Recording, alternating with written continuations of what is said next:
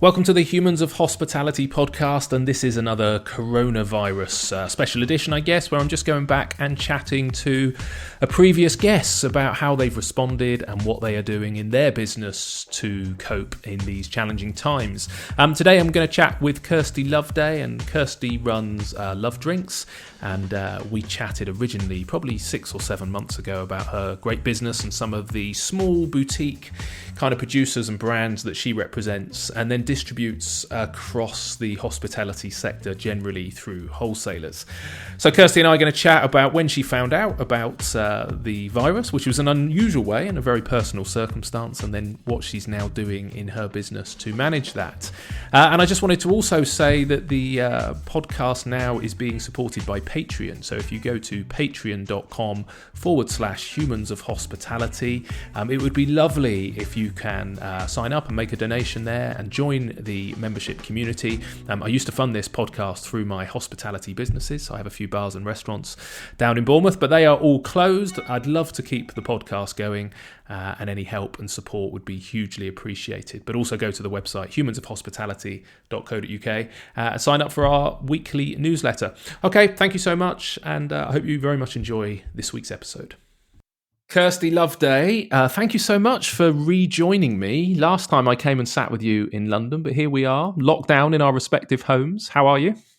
I'm not too bad. Thank you, Mark. Thanks so much for inviting me back. Yes, I'm holed up in a spare bedroom at the moment. Amazing. Well, thank you for keeping me sane by giving me the opportunity to speak to some other grown-ups. I've asked my children. We've just done Joe Wicks together. Actually, have you done any of that yet? Oh, fabulous. I don't have children, so no. But you don't have to. I think there's more adults I hear doing it's been entertaining the adults as well. The bunny rabbit and the kangaroos this morning. My kids actually both left the room, I think, appalled by how embarrassing their parents were. So don't feel that you have to have kids to do it. Just jump on there. Anyway, so we're going to have a chat. Yeah, sort of very much, Corona update, I suppose, on how you're doing personally, but also how your business is responding and all that kind of stuff. Can you tell me just when it was clear to you that this was about to have an impact? Because we saw it roll out sort of over China, and then we sort of started to creep into Europe. Were you ahead of the curve? Were you aware that this was going to hit hard, or did something happen that triggered your kind of reaction?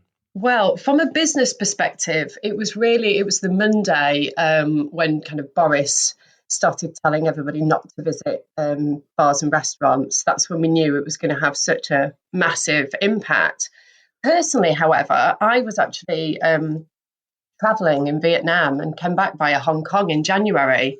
And when I actually came home, I started to feel unwell. I went to the doctors for something else because I had no doctor's appointment booked. And I ended up getting kind of locked in the doctor's surgery, and I was kind of the first person presenting with coronavirus. Now, that was kind of right at the beginning of February.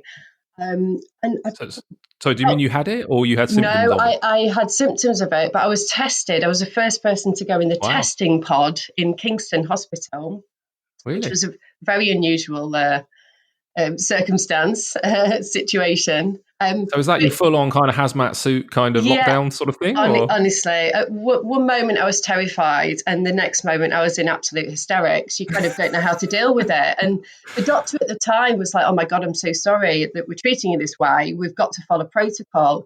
So I don't think anybody really realised how serious it was going to be. But I'd obviously seen a lot of people wearing masks and all the news because I'd been out in Vietnam and Hong Kong.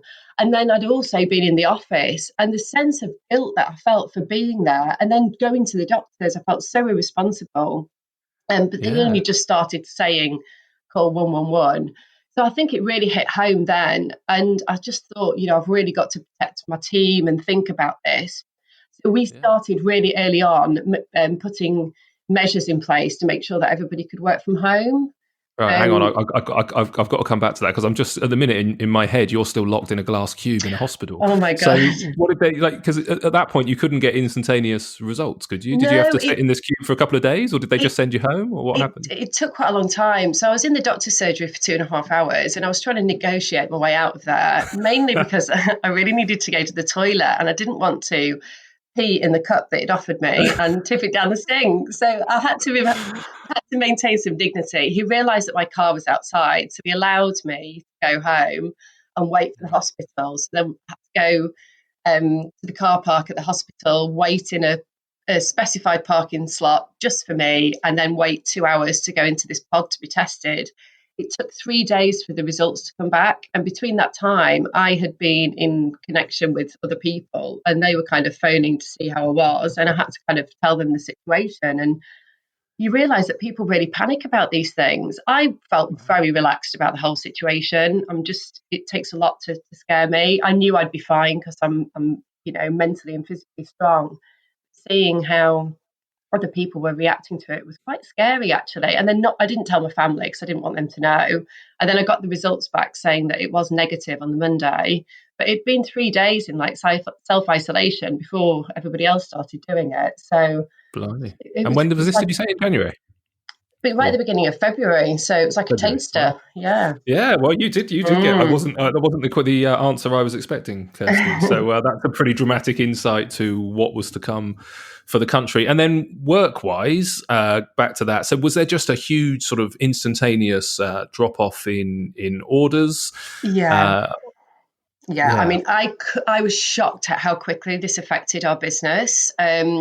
But I guess in hindsight, thinking about the supply chain, as soon as kind of Boris said, don't go into pubs and restaurants, yes, there was absolute outrage from the industry. But, in theory, it was the right thing to do. What he should have done really is say, we're banning going into these venues. Because people were really confused about what was the right and wrong thing to do. But literally, as soon as that had been announced, our customers, which are in essence wholesalers, so my business is a distribution business. We import and represent some British brands as well, and make them available, mainly through wholesalers, because 70% of our business is bars and restaurants.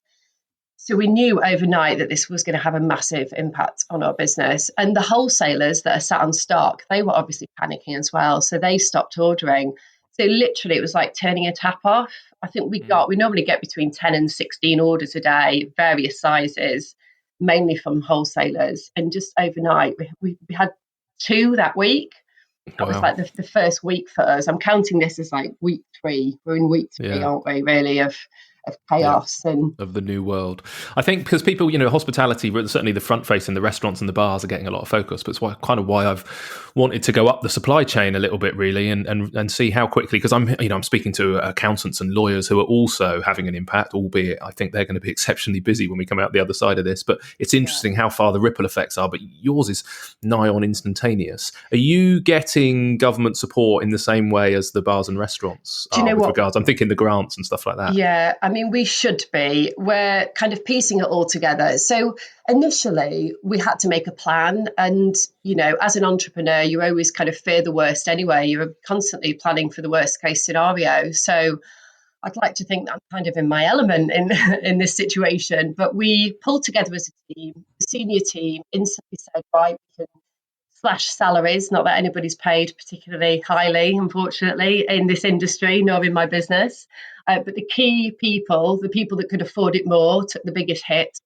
And then we communicated with the team about going part-time because, quite frankly, our main sales team are the guys on the ground, the guys and girls on the ground going out to the bars and restaurants. And even though the bars were still open, we couldn't have them going in there trying to, sell a bottle of Goslings or get a new Pedrino listing or get a new cocktail listing, offer training when they're worried about paying their own teams, feeding their own families. It was really insensitive. So we had a real challenge in terms of what to actually communicate to our team, how to deal with it.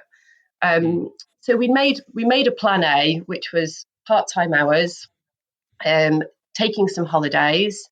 And that was like a really immediate plan so that we weren't going to have to do anything really drastic.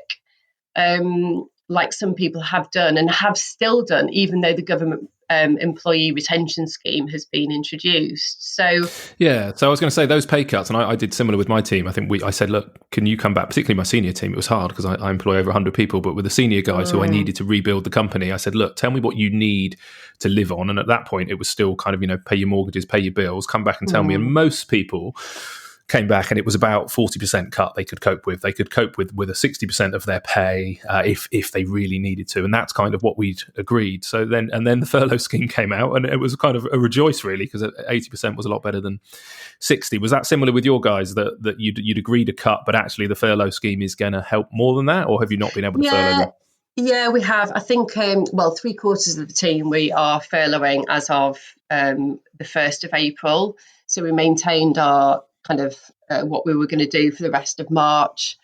People have been tying up some stuff because we still want to maintain that we can communicate with our customers if they need it. So we have a kind of a core crisis team of myself and Sam, who's the MD, our finance lady, and then ops and orders. And we can, we're having everybody's kind of email that's forwarded to us, so we can, we're still here basically. But the government offering that scheme has definitely been a lifeline for us. Otherwise, I don't know what we would have done long term. And we've been trading for 13 years this year, and we're in a lucky position that although we haven't got lots of cash in the bank, we've got cash reserves that have built up over those years. And we can eat into those to survive. But I'm really concerned about a lot of other small independent brands that have just launched in the last few years and how they're gonna cope and survive. We'll come back to those brands, but just, you mentioned that 70% of your trade is to hospitality. Does that mean that 30% is the retail market? And is that 30% still holding up? Or? Well, we were really hopeful that we'd see quite a big spike there. We're also in a position where we have quite an aggressive retail strategy at the moment. A lot of our brands are much smaller. We launched them in the on-trade, we pushed them into retail, and this year was all about retail. We recruited a new role for new business. So, as everything else dropped away, we saw some small glimmers of hope in places like Waitrose, the Gosling's ready-to-drink can spiking on a Monday. But then we started getting communication from all the retailers saying that, unfortunately, they're going to have to cancel or delay purchase orders because, quite rightly, they are allocating more space for toilet roll and pasta. I mean, I say quite rightly, but obviously all these idiots that have been, stockpiling food that's now getting wasted is just angering me greatly. But you don't want an angry Kirsty. I guess the supermarkets had to do what they felt was right. That makes sense. I hadn't thought of that, to be fair. I'd kind of seen this big boom in supermarkets and kind of thought, great, people will be drinking at home, and if you've got a retail route to market, you'll be okay. But you're right, they are restricting to essential purchases sort of only, really, I suppose, aren't they? Understandably. So I guess that's difficult. Have you got some independent, I don't know, the off licenses and stuff like that? I did see at one point they were allowed to stay open. Is that correct? Have you got some routes into that market? Yeah, they reopened them. But a few just near where I live over in Teddington, they closed down immediately. And even though it's announced that off licenses are essential, they haven't reopened. And I think people are just quite fearful. So online is still quite buoyant, but as I say, for us, it's probably less than 30% of our brands are in that sector.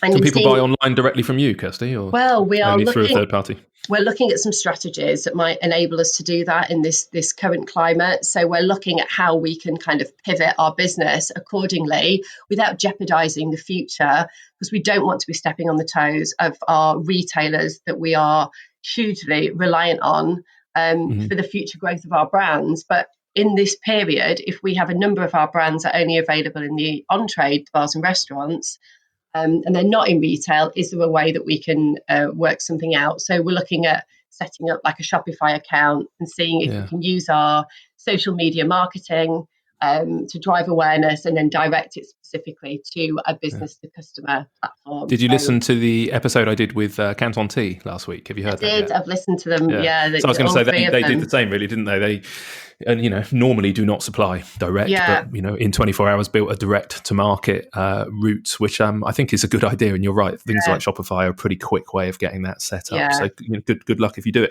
I also wanted to ask, because I know a lot of your stuff now is UK based, but you've also got products coming in from Sweden and from Brazil volatile and sort of Yeah. globally. Yeah. Did that give you an insight? I mean, are you speaking to some of these suppliers, and is it giving you Yeah. insight into the sort of the global level of this impact, I guess? Well, yeah, definitely. I mean, we've obviously had to put our team first and deal with the financial situation, but also kind of the mental and motivation kind of angle as well. And I'd love to kind of talk about that a bit more. We will be. Yeah, don't worry, that's coming.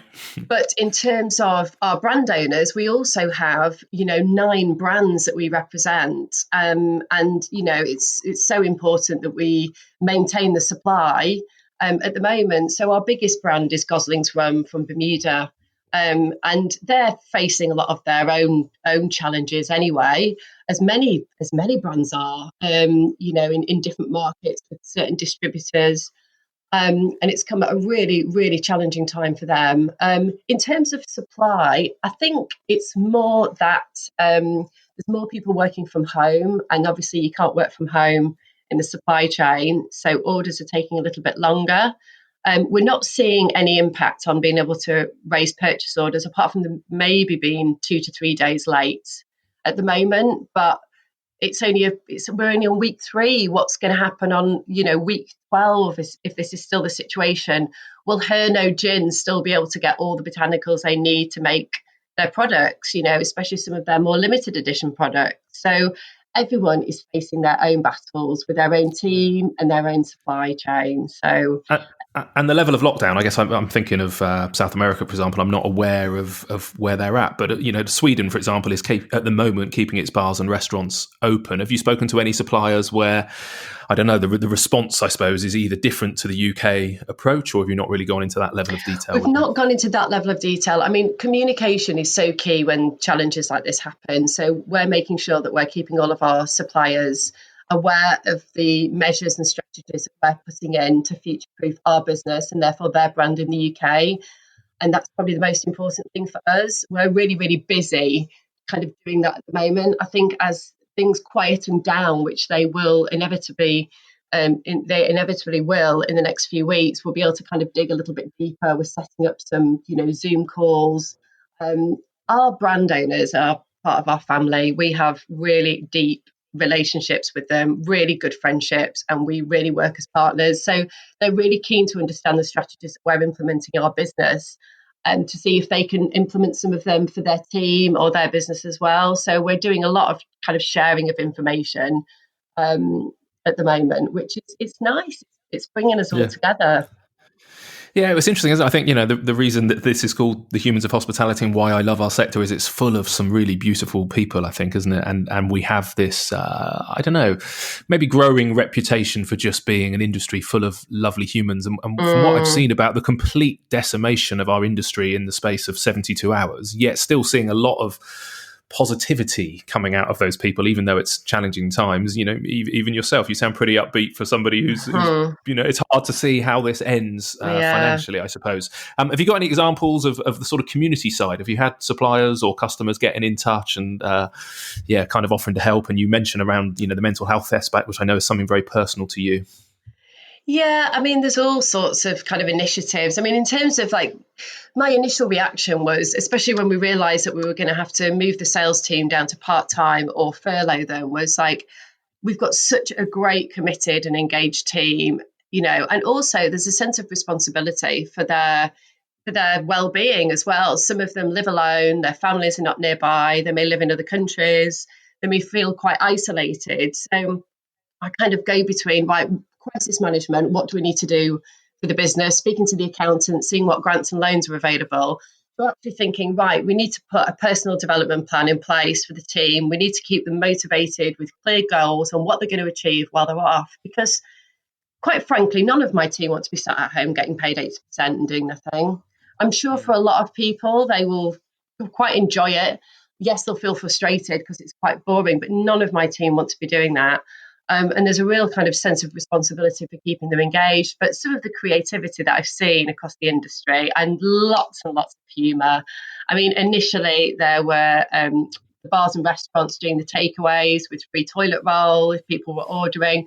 You've got to laugh. I know it's serious and there's people that are really unwell and dying around the world, but, humour is one way that we can all get through this. I'll continue to use humour and try and keep people upbeat as well.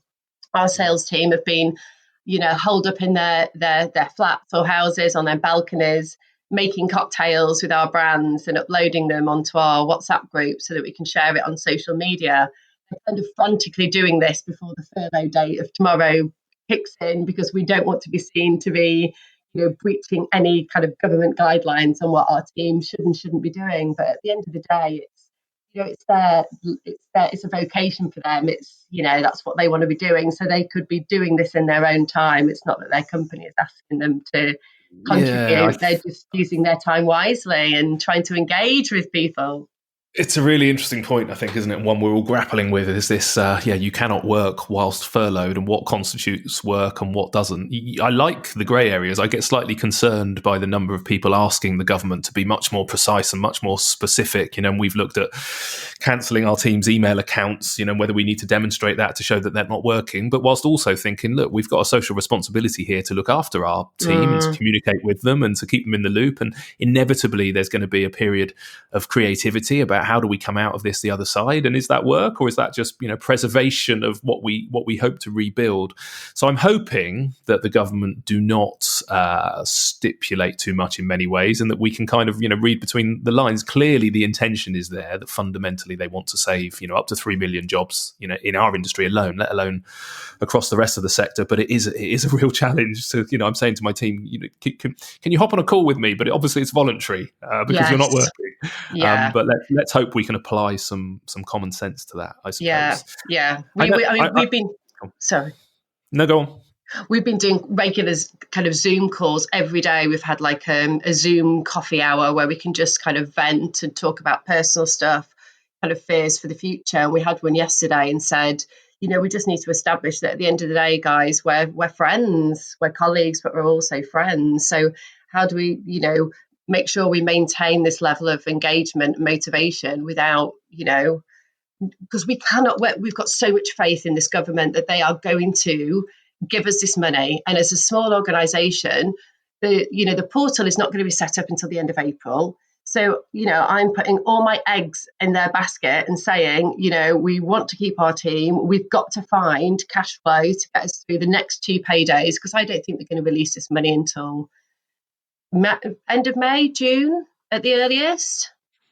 Well, yeah, I hope that's not. I mean, I know they've said end of April is a target, isn't it? I think the industry is pushing. I mean, just our example, we've got 100 odd team members. Our payroll is about 120 to 130,000 pounds a month, and the pot is dry. We paid everybody in full this month. That was my commitment to them. I said, look, I will do whatever I can to make sure you all get paid in March, but after that, we cannot pay again until the support comes through. So if you've got the cash flow, and I know some companies have, that's great. But then there's companies like, I think Carluccio's are only paying 50% of their team, or 50% of what they're owed this month, and now they've gone into administration, at least saying that the administrators will furlough the whole 2,000 crew that they've got. But I think the message to the government has to be, you've got to get that money fast, because for us, and I know a lot of bars and restaurants, and I'm sure it's the same in drinks with you, but the summer is when we make our money. That's when people drink more. It's when they're outside, and we're in a tourism town. I was reading about Rick Stein. I've got Mitch Tonks from Rockfish on the podcast tomorrow.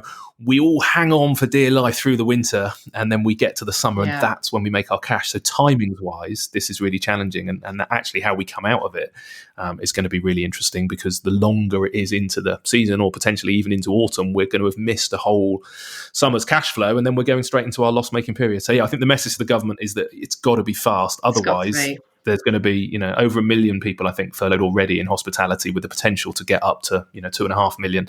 That's a lot of people to not have the money to, pay for their rent and their shopping and stuff, isn't there? So we'll see. I remember you as a child, your parents went through a recession in the pub. From memory, when we were chatting, I remember you set up in 2007 around the sort of, financial crash. How well prepared do you feel for this? You mentioned just now that, you're good in a crisis. Do you think this is when that sort of entrepreneurial spirit steps up, and this is kind of what, when we really prove that we're leaders, I guess? I don't think anybody can be prepared for this, because nobody knows what's going to happen. I guess what I've been just grappling with and trying to understand in my own head over the last 2 or 3 weeks is, individuals' fear of this situation. As an entrepreneur that kind of risks everything to set up a business, you're constantly hurtling with unknowns. So I'm kind of used to it. And I've tried to put myself into other people's shoes, people that have had the security of a job all their lives, have responsibilities in terms of, mortgages and children, and how they must be feeling. And also watching how people react when they're scared. And I think that's when you've just got to dig deep and find a huge amount of empathy and patience, which I'm getting better with those two things, actually. There's a period of cooling down, and people have to realise that it's not going to go back to how it was. So, we're not going to go back to how it was before. It's a whole new normal now. There's a significant amount less we can do with our time, and therefore it's all a good cost saving. Nobody can actually spend that much money apart from just eating and drinking at the moment anyway. There's no traveling to work, so it's a whole different situation. So I think it's people just need to get their head around that it's not how it was before. The world has turned on its head. It's completely different, and I think that fear of change, people can go through that process at a different speed and get their head around it and be more comfortable with it. For those who can't, it's about just having a huge amount of empathy and support, and trying to explain and show case studies and share as much information, and being really authentic and being transparent and being really vulnerable about how you feel just gives a lot of people a lot of comfort, I've been finding.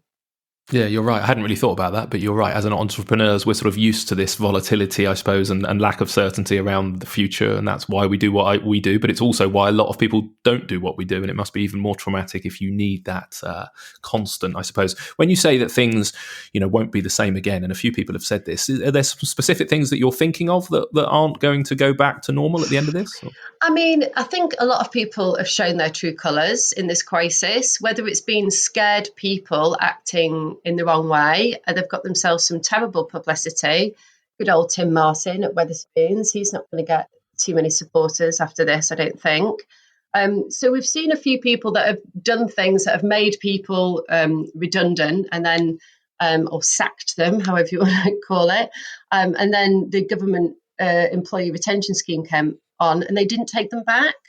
And I'm like, I don't really understand that. Is it because it's just like a HR issue? So and I'm not going to name any of these companies, of course I'm not, but I know that our support is not going to go to those people. We've seen some of our customers, some of our wholesalers that have acted in a manner that we don't think is fair or kind or the right thing. And when this all finishes, you're going to remember those people that will dig deep and, put their last penny on the table to support their team. Because that's what it's all about at the end of the day. It's all about the team moving businesses forwards. And there's a lot of greedy people that have just gone, I don't want to lose my cash reserves. I'll just snip a few heads off instead. People with millions in the bank. It's disgusting. Yeah. Yeah. And the point of me launching this podcast over a year ago now was around this kind of not even support the little guy. I mean, I respect the big guys and the fact they managed to build up their businesses, but what I don't think we should have is exclusively them. I think hospitality and maybe for the first time people are really realizing how important their local cafe and their local bar and restaurant is, because now they're really missing it. And I do hope it feels like we've got this real sense of community coming out, people helping each other out on a local level. Was it approaching 1 million volunteers across the country who've stepped up, the love for the NHS. I hope that one of the positives, and I don't know how long it will last, but if we can keep that love and feeling of community and try and support local would be absolutely incredible if that could come off the back of this. And maybe if we're not all flying around the world, as soon as this pauses, we'll have a little bit more time in the UK to appreciate, all those amazing humans in lots of industries. But I think, where we spend our birthdays and our anniversaries and our date nights and our time with loved ones, that's the thing that's always motivated me about hospitality. It's not about what you eat and what you drink. It's about the time that you spend with people. And if we can come off the back of this remembering that a little bit more, that would be really exciting. Yeah. One of the things I remember you and I also chatted about last time was this love well. It was the kind of the exercise and getting people out onto Clapham Common and exercise for bar staff. Yeah. obviously you can't do that at the moment. Have you seen any initiatives? We started this with a chat about Joe Wicks sort of doing some online stuff, but is that paused at the moment? That kind of mental health or physical health of bar staff? Any ideas, or do you think when you get some free time in the next few weeks, you might allocate some headspace to that? Well, we were just about to try and launch something with Tim from Healthy Hospo.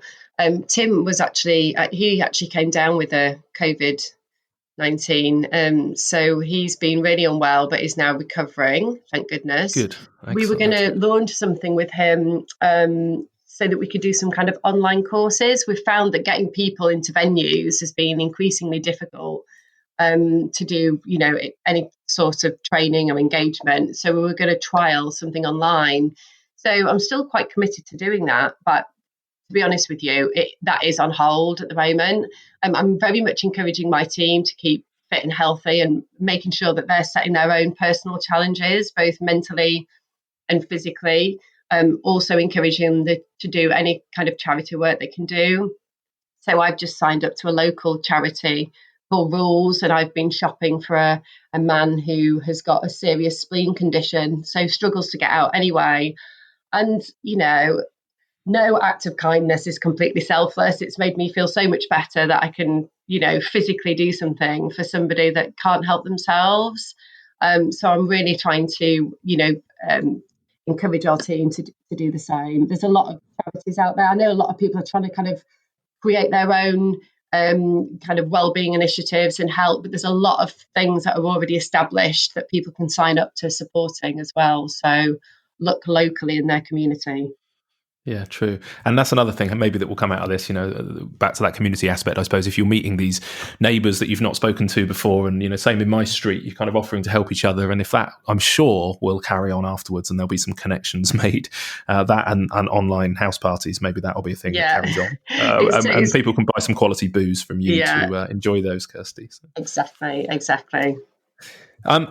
At the minute, it feels almost impossible to predict, where this goes and what the outcome is. But have you given any thoughts as to when you're expecting to, I don't know, like you say, maybe not business as normal because it's not going to go back to that. But when are you sort of predicting reopening and resupplying the hospitality sector? Any thoughts on that? I mean, we've kind of been working on 3 months. I don't know if that's really optimistic or not. But in terms of looking at our budget, there's no point in just having a budget that takes us to the end of the year because it's so dismal and depressing. I just had to move past that, and we've always said we're going to be here for the long term. So we're looking at a longer budget that looks a bit more optimistic. But I guess we've said to our sales team that it's kind of the 3 months. But if there's an opportunity to bring them back earlier, then we will. Retail and forging forwards in that sector was really important to us before all this happened. So we've made some really good progress there. We're very keen to re-establish that role as a priority. But we can't do that until people start ordering and, more importantly, actually paying us, because not only have the orders stopped coming in, but nobody seems to want to pay us either. And I can't blame them. So debt collection at the moment is tricky. Yeah, I'm owing a number of people some cash myself, and it's really difficult. It's really hard. And I what's been lovely is that many companies have said, we get it. We're not going to hassle you. We want you to survive this. We'll trade with you. We'll help you out. We'll come out the other side and we'll work it out together. And we can do no more than sort of say, look, that is the reality of the situation. Is no money in, no money out. And most of them are recognizing that paying the team, was the priority. But it's very awkward. I think most of us, certainly in the SME side of it, we're little companies. We buy mainly from people rather than big brands and big companies, and we've always been in a position where we want to pay our bills, we want to support those other businesses, and being in a position where you can't is exceptionally awkward. But okay, well look, thank you for sparing the time for a catch up. It's good to hear that you're alive and kicking and thinking of ideas and looking after your team and your suppliers and all that kind of stuff. Good luck with it. Keep in touch, and we'll touch base again maybe when we know a little bit more in a few months' time. But well done for doing what you do, and keep smiling, Kirsty. Brilliant. I can only try my best. Thanks so much, Mark. It's been lovely talking to you. Thank you. Okay, thanks for listening, and very much hope you enjoyed our chat. As Kirsty said, she's hoping to flip to a direct retail model in the current challenges. It's not live yet, but keep an eye on Kirsty's website, www.lovedrinks.com. And if you can buy some stuff direct and support some of those little suppliers that Kirsty works with, I'm sure that will be appreciated. And talking of support, don't forget, if you go to patreon.com/Humans of Hospitality or direct to our website, humansofhospitality.co.uk. Click on the link. If you can do anything to support the podcast there, be hugely appreciated in the sort of current challenging financial world of hospitality. Okay, thanks for listening. We'll get out a new episode very soon.